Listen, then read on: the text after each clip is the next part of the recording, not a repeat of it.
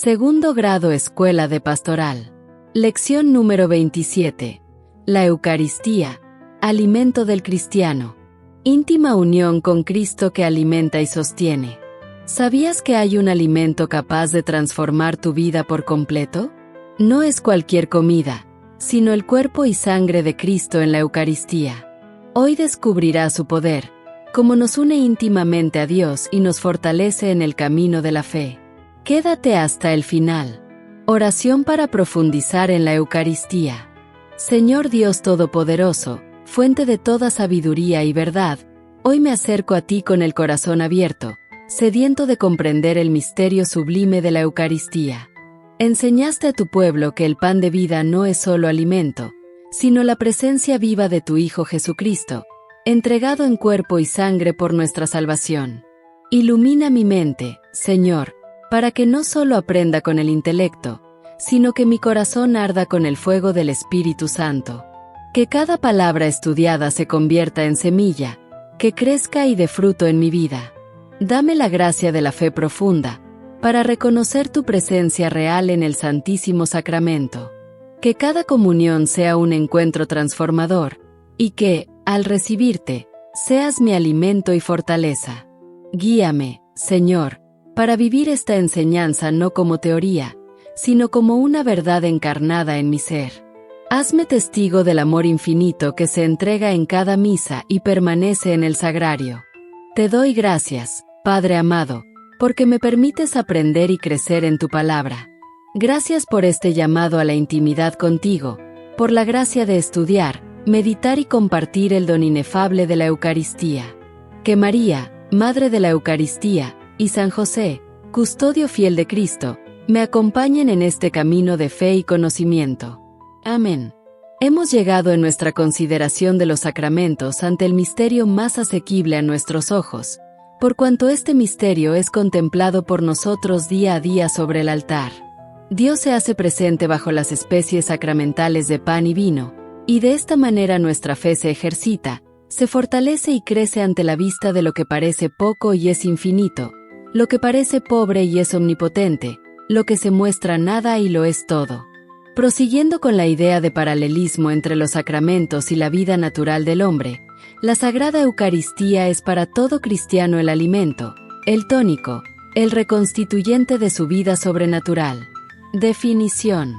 La Eucaristía, nombre que quiere decir buena gracia o acción de gracias, es un regalo del Divino Redentor en el que, bajo las especies de pan y vino, el mismo Jesucristo se encuentra presente, se ofrece al Padre, y se come, porque es a la vez sacrificio y sacramento de la nueva ley. La presencia real de Cristo en la Eucaristía. Jesucristo mismo instituyó el sacramento de la Eucaristía durante la última cena del Jueves Santo, antes de que padeciera. Antes de la fiesta de la Pascua, sabiendo Jesús que había llegado su hora de pasar de este mundo al Padre, habiendo amado a los suyos que estaban en el mundo, los amó hasta el extremo, dice Juan 13, versículo 1. Mientras estaban comiendo, tomó Jesús pan y, pronunciada la bendición, lo partió y, dándoselo a sus discípulos, dijo: Tomad, comed, este es mi cuerpo. Tomó luego un cáliz y, dadas las gracias, se lo dio diciendo: Bebed de él todos, porque esta es mi sangre de la alianza, que va a ser derramada por muchos para remisión de los pecados, según Mateo 26, versículos 26 al 28. Cuando Cristo pronunció estas palabras de consagración sobre el pan y el vino, se realizó la admirable conversión de toda la sustancia de pan en el cuerpo y de toda la sustancia de vino en la sangre de Jesucristo, permaneciendo tan solo las apariencias del pan y del vino. A esta conversión se le llama transubstanciación. Las apariencias de pan y vino que permanecen sin alteración aparente reciben el nombre de especies o accidentes sacramentales. Ellas son cantidad, olor, color, sabor y todo aquello que es apreciable por nuestros sentidos. Aunque la Sagrada Eucaristía es un don admirable del Señor a los hombres, no constituye un milagro en virtud de que la transubstanciación no es perceptible por los sentidos. Sin embargo, a las palabras propias de la consagración, Cristo añadió: Haced esto en recuerdo mío, según 1 Corintios 11, versículos 23 al 25. Por estas palabras, constituyó a sus apóstoles sacerdotes del Nuevo Testamento, y, tanto a ellos como a sus sucesores en el sacerdocio, les mandó que simultáneamente consagraran, ofrecieran y administraran su cuerpo y su sangre bajo las especies de pan y vino. Los sacerdotes ejercen esta potestad y cumplen con este mandato cuando, poniendo su propia persona al servicio de la persona de Cristo, celebran el santo sacrificio de la misa, llamado también sacrificio eucarístico, celebración eucarística o simplemente Eucaristía. Cuando el sacerdote pronuncia en la misa, sobre el pan y el vino, las palabras de la consagración, bajo las especies del pan y del vino se hace presente verdaderamente, realmente y substancialmente el cuerpo y la sangre de nuestro Señor Jesucristo, unidos a su alma y su divinidad. Después de la consagración, bajo la especie de pan no solo está el cuerpo, y bajo la especie de vino no solo está la sangre de Jesucristo, sino que bajo cada una de ambas especies, y sobre la mínima partícula de ambas especies, se encuentra todo e íntegro Jesucristo, Dios y hombre.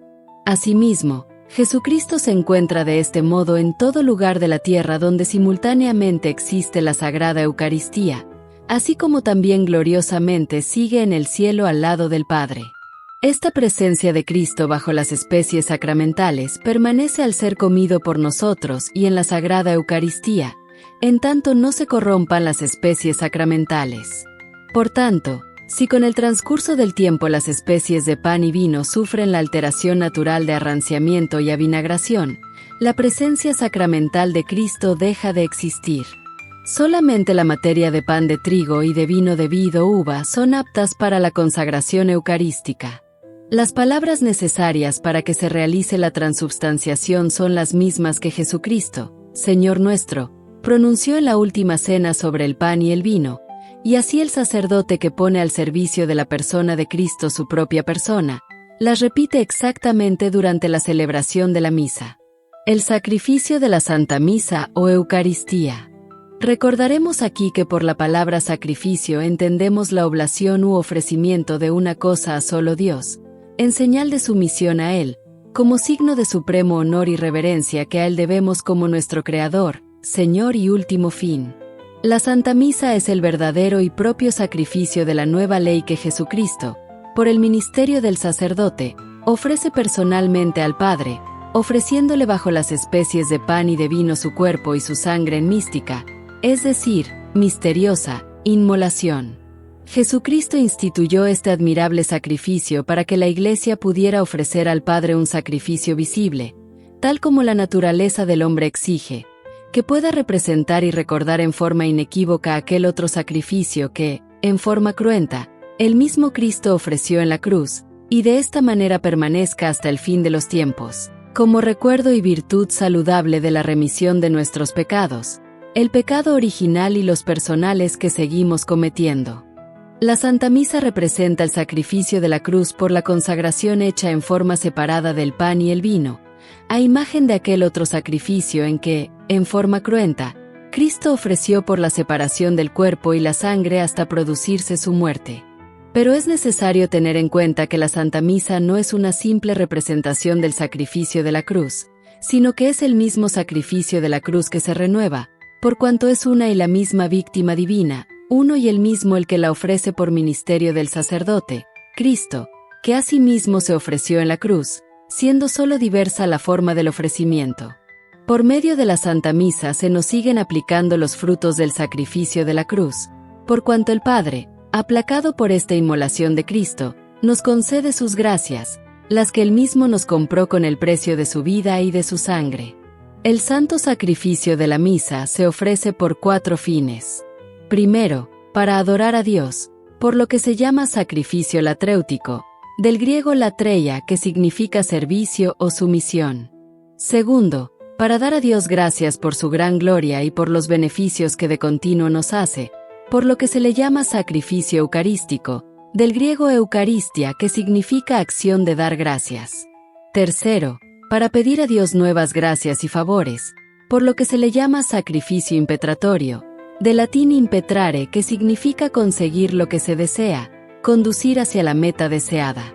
Cuarto, para obtener en favor de los vivos y de las almas que se encuentran en el purgatorio la remisión de la deuda contraída debido a los pecados personales, por lo que se llama sacrificio propiciatorio o expiatorio, de latín propiciare, que significa hacer que algo se haga agradable, y expiare, que significa rescatar o pagar. Por todo esto, el santo sacrificio de la misa solamente se ofrece a Dios, ya que el dominio supremo al que el sacrificio se debe corresponde solo a Dios.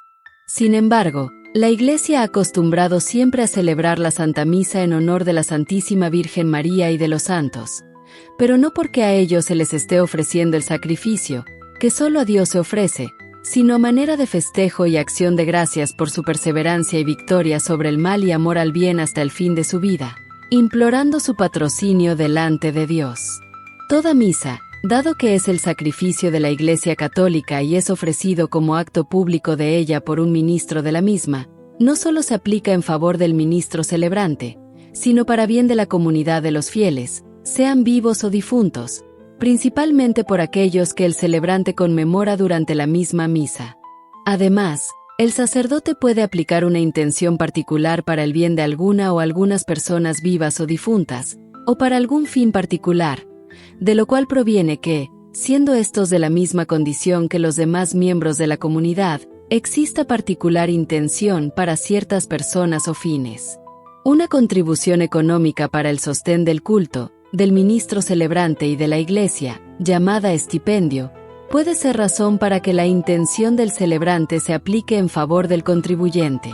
De todos modos, como se dijo antes, la comunidad toda, vivos y difuntos, de la Iglesia Universal es favorecida por los méritos infinitos de Cristo en cada misa que se celebra sobre toda la faz de la tierra. Del sacramento de la Eucaristía.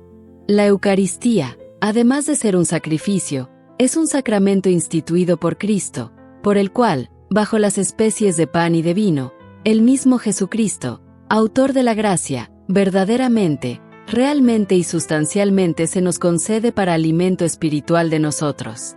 Jesucristo instituyó este sacramento con dos fines.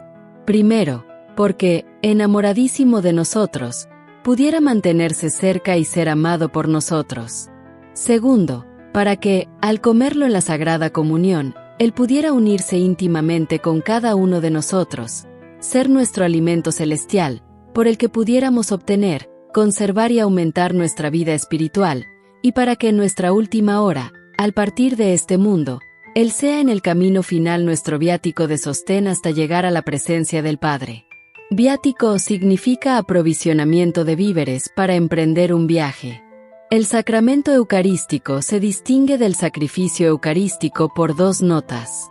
Primero, porque la Eucaristía como sacramento, una vez consagrada, deberá permanecer, en tanto que la Eucaristía como sacrificio tiene su razón de ser en que de inmediato sea ofrecida. Por tanto, la divina hostia que se deposita en el copón, en la custodia y en el sagrario, tiene el sentido de sacramento, no de sacrificio. Segundo, porque la Eucaristía como sacramento proporciona a los que la consumen riqueza de gracia, de mérito y de utilidad espiritual, en tanto que la Eucaristía como sacrificio no solo llena estos fines, sino que además tiene eficacia de satisfacción. Para recibir dignamente la Sagrada Eucaristía, se requiere, como en todos los sacramentos de vivos, el estado de gracia, o conciencia libre de pecado mortal, y el ayuno según está prescrito. De este modo, quien es consciente de hallarse en pecado mortal, antes de recibir este sacramento debe acudir al sacramento de la reconciliación. San Pablo enseña, por tanto, quien coma el pan o beba el cáliz del Señor indignamente, será reo del cuerpo y de la sangre del Señor, según 1 Corintios 11, versículos 27 al 29. Examínese, pues, cada cual, y coma entonces del pan y beba del cáliz. Pues quien come y bebe sin discernir el cuerpo, come y bebe su propio castigo. Solamente es permitido consumir la Sagrada Comunión sin la observancia del ayuno en peligro de muerte, o cuando se pretende evitar una profanación. El sacerdote tiene facultad para conceder esta posibilidad al enfermo. Para que la Sagrada Comunión sea recibida con la debida devoción, se requiere la debida preparación con la moción de afectos hacia Jesucristo Eucaristía, una congruente acción de gracias y devoción en los momentos que anteceden y siguen a la comunión. Los actos de fe, esperanza, caridad, humildad y contrición nunca deben faltar en los momentos que anteceden y siguen a la comunión. Entre las peticiones que hagamos a Cristo Eucaristía, no debemos olvidar nunca dar gracias por nosotros y nuestros prójimos, la salud del alma y del cuerpo, la gracia de la perseverancia final, la salud y extensión de la Iglesia, reino de Dios, y el descanso eterno de las almas del purgatorio. Efectos de la Sagrada Eucaristía. Cuando se recibe devota y dignamente la Sagrada Eucaristía, esta produce los siguientes efectos. Aumenta la gracia santificante y el fervor de la caridad, borra los pecados veniales, fortalece la perseverancia en el bien y la perseverancia final, aumentando la inclinación hacia el ejercicio del bien, y atenúa la concupiscencia, preservando del pecado mortal. Es obligación de precepto recibir la Sagrada Comunión el domingo de Pascua de Resurrección, en peligro de muerte, y en toda ocasión en que exista riesgo de exposición de la vida. La recepción de la Sagrada Eucaristía como viático. Concede al que la recibe gracias especiales para aceptar la divina voluntad de su muerte, fortaleza para resistir los últimos y difíciles embates del demonio, tranquilidad y paz espiritual en el último momento de la vida, y sobre todo, la segura compañía de Cristo, que prometió dar la vida eterna a quienes comieran su cuerpo y bebieran su sangre. Orad, no por el alimento perecedero, sino por el alimento que permanece para vida eterna, el que os da el Hijo del Hombre, dice Juan 6, versículo 27. Esta primera alusión a la Sagrada Eucaristía que hizo Jesús a los judíos, más adelante fue haciéndose más y más clara. De este modo, continúa el Redentor, en verdad os digo, Moisés no os dio el pan del cielo, es mi Padre el que os da el verdadero pan del cielo, porque el pan de Dios es el que baja del cielo y da la vida al mundo, según Juan 6, versículos 32 al 33. Desarrollo de la doctrina eucarística en el Nuevo Testamento. Viendo Jesús que los judíos se interesaban por conocer este admirable don de Dios, aunque totalmente con una ideología del todo material, pero que podría elevarse a lo espiritual, prosigue, yo soy el pan de la vida. El que venga a mí, no tendrá hambre, y el que cree en mí, no tendrá nunca sed, según Juan 6, versículo 35. Va más adelante y les esboza cómo podrá ser esto. Yo soy el pan de la vida. Vuestros padres comieron el maná en el desierto y murieron. Este es el pan que baja del cielo, para que lo coman y no mueran. Yo soy el pan vivo, bajado del cielo. Si uno come de este pan, vivirá para siempre, y el pan que yo le voy a dar es mi carne por la vida del mundo, según Juan 6, versículos 48 al 51. Paso a paso les va instruyendo. En verdad os digo, si no coméis la carne del Hijo del Hombre, y no bebéis su sangre, no tenéis vida en vosotros. El que come mi carne y bebe mi sangre, tiene vida eterna, y yo le resucitaré en el último día, según Juan 6, versículos 53 al 54. Siendo, como es, el triunfo sobre la muerte y la perdurabilidad, el anhelo principal del hombre, este ofrecimiento de Jesús cobra toda la importancia. Debería haber provocado su anuncio un gran interés entre los que le oían, pero estos, siempre anclados a su pasado, recuerdan que ni Moisés ni el maná sirvieron para tanto y el escepticismo y la incredulidad se apoderan de ellos. De manera que el Señor siguió adelante para que no hubiera lugar a confusión o duda sobre lo que decía, porque mi carne es verdadera comida y mi sangre verdadera bebida. El que come mi carne y bebe mi sangre, permanece en mí, y yo en él. Lo mismo que me ha enviado el Padre, que vive, y yo vivo por el Padre, también el que me coma vivirá en mí. Este es el pan bajado del cielo, no como el que comieron vuestros padres, y murieron. El que coma este pan vivirá para siempre, según Juan 6, versículos 56 al 58. Ahora sí está totalmente claro. El beneficio de la perdurabilidad es factible por un solo camino, la unión íntima con Cristo, de cuya virtud así participamos. Él vive la vida del Padre, que es eterna, por cuanto son una sola naturaleza divina. Nosotros, al unirnos con Él, participamos de esa vida, recibiendo de Cristo la inmortalidad después de resucitar en el último día. De este modo, el hombre ve cumplidos sus anhelos más profundos, y sí, por fuerza del pecado original, ha de pasar por la pena de verse destruido por la muerte, una esperanza de feliz resurrección y vida perdurable ha de animarlo en adelante. La causa de todo esto es Dios. El que se vio obligado a condenar a la muerte al hombre delincuente, no quedó ahí, sino que inventó la forma de darle oportunidad de recuperar, junto con la salud espiritual, la perdurabilidad para la que fue creado. Ya lo único que tiene que hacer es obtener esa unión íntima con Cristo, tal como lo comenta San Pablo, y si hemos muerto con Cristo, creemos que también viviremos con Él, sabiendo que Cristo, una vez resucitado de entre los muertos, ya no muere más y que la muerte no tiene ya señorío sobre Él, según Romanos 6, versículos 8 al 9. Y enseguida señala cómo puede realizarse esta existencia de unión íntima con Jesús. Su muerte fue un morir al pecado, de una vez para siempre, mas su vida es un vivir para Dios.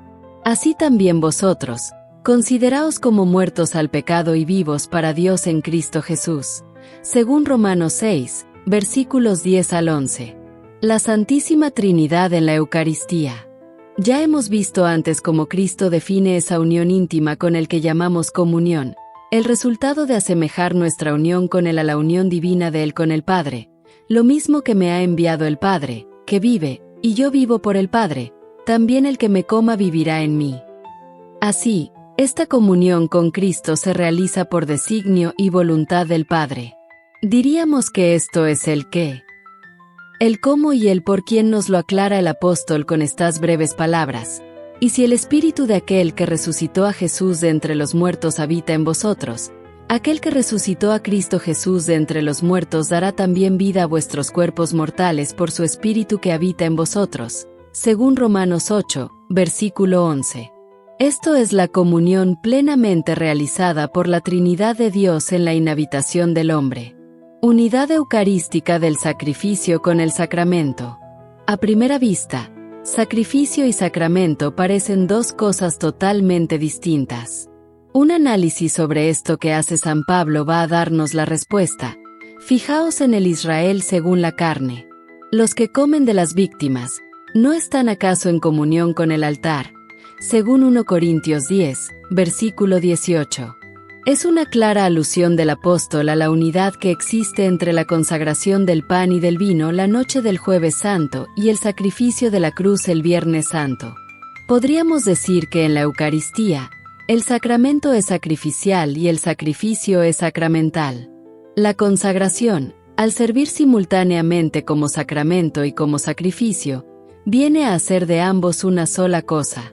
La comunión del sacerdote, que tiene su antecedente en ese comer parte de la víctima en la liturgia mosaica, forma una sola cosa con la consagración del pan y del vino, para a la vez significar la víctima sacrificada y la fuente de gracia que nos viene por la comunión. Cristo, al quedar reducido a manjar nuestro, es a la vez víctima para el Padre y alimento de gracia para nosotros. Y como a la vez es la representación del cuerpo y la sangre separados, con ello se significa la muerte del Señor y la comunión de la víctima inmolada ya. Así lo afirma el apóstol cuando pregunta, ¿el cáliz de bendición que bendecimos, no es acaso comunión con la sangre de Cristo? ¿Y el pan que partimos, no es comunión con el cuerpo de Cristo? Según 1 Corintios 10, versículo 16. Solemos exteriorizar un pensamiento incorrecto, oír misa y asistir a misa, como si en realidad se tratara de un espectáculo al que asistimos como espectadores.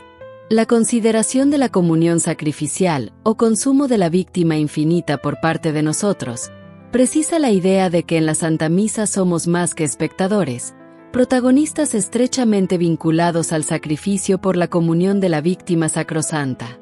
Resumiendo, la Sagrada Eucaristía es el sacramento por excelencia en que recibimos al mismo autor de la gracia, Jesucristo. En la Eucaristía, bajo las especies de pan y vino, realmente se encuentra presente Cristo con su cuerpo, su sangre, su alma y su divinidad, tal como está en el cielo a la derecha del Padre. Al mismo tiempo, La Sagrada Eucaristía es el sacrificio de la nueva ley, en que Cristo, víctima infinita, es inmolado igual que fue en la cruz, ahora incruentamente, entonces cruentamente, ahora en forma mística, entonces en forma física. Cristo prometió y dio cumplimiento de darse como alimento para nosotros, su cuerpo como comida y su sangre como bebida. Cristo, a la vez, víctima y alimento, realiza así la unidad de sacrificio y sacramento para hacernos partícipes con el del misterio sacrificial en la Santa Misa. Reflexiones personales. Al asistir a misa, ¿he sido consciente de mi participación? ¿Agradezco como es debido a Cristo tanta donación suya para mí? ¿Aprecio en lo que vale el banquete eucarístico o dejo pasar la ocasión de comulgar como algo innecesario e intrascendente? Resolución. Si hasta hoy mi inconsciencia ha sido tal que he mirado a Cristo Eucaristía más como algo que como alguien, en adelante haré ejercicios de concientización ante el sagrario. Segundo grado Escuela de Pastoral. Tarea de la lección No. 27. La Eucaristía, alimento del cristiano. 1. ¿Qué es la Eucaristía considerada como sacramento? La Eucaristía, considerada como sacramento, es el sacramento por excelencia en el cual recibimos al mismo autor de la gracia, Jesucristo. Bajo las especies de pan y vino, realmente está presente Cristo con su cuerpo, su sangre, su alma y su divinidad, de acuerdo con la doctrina católica. 2. ¿Qué es la Eucaristía considerada como sacrificio? La Eucaristía, considerada como sacrificio, es la renovación incruenta del sacrificio de Cristo en la cruz durante la última cena. En la misa, se ofrece nuevamente el cuerpo y la sangre de Cristo para la redención de los pecados, siguiendo el mandato de Jesús de «Haced esto en memoria mía». 3. Cuando decimos que en la Eucaristía está Cristo realmente presente, afirmamos 4 elementos de su presencia. Explica qué es cada uno de ellos. A. Su cuerpo. B. Su sangre. C. Su alma. D. Su divinidad. En la Eucaristía, cuando afirmamos que Cristo está realmente presente, nos referimos a su cuerpo. Se entiende que el pan consagrado se convierte verdaderamente en el cuerpo de Cristo. B. Su sangre. El vino consagrado se transforma en la sangre de Cristo de manera real. C. Su alma. La presencia de su alma se considera parte integral de la Eucaristía. D. Su divinidad. La divinidad de Cristo está presente en su totalidad en la Eucaristía. 4. ¿En qué consiste esencialmente el misterio por el cual quedamos unidos íntimamente con Cristo al recibirle en la Eucaristía, o sea lo que llamamos comunión? La comunión en la Eucaristía consiste esencialmente en el misterio por el cual quedamos unidos íntimamente con Cristo al recibirlo. Implica una participación real y cercana con la persona de Jesús, donde nos unimos a Él en un nivel espiritual y nos beneficiamos de su gracia y vida divina. 5. ¿Cómo se realiza por medio de la Eucaristía la inhabitación de la Santísima Trinidad? Menciona brevemente de qué manera toma parte en esto cada una de las 3 divinas personas. A través de la Eucaristía, la inhabitación de la Santísima Trinidad se realiza de la siguiente manera. El Padre diseña y permite este misterio divino. El Hijo se hace presente como la víctima sacrificada y como el alimento espiritual para los fieles. El Espíritu Santo habita en los creyentes, otorgando vida y realizando la unión íntima con Cristo en la recepción de la Eucaristía. Fin de la lección.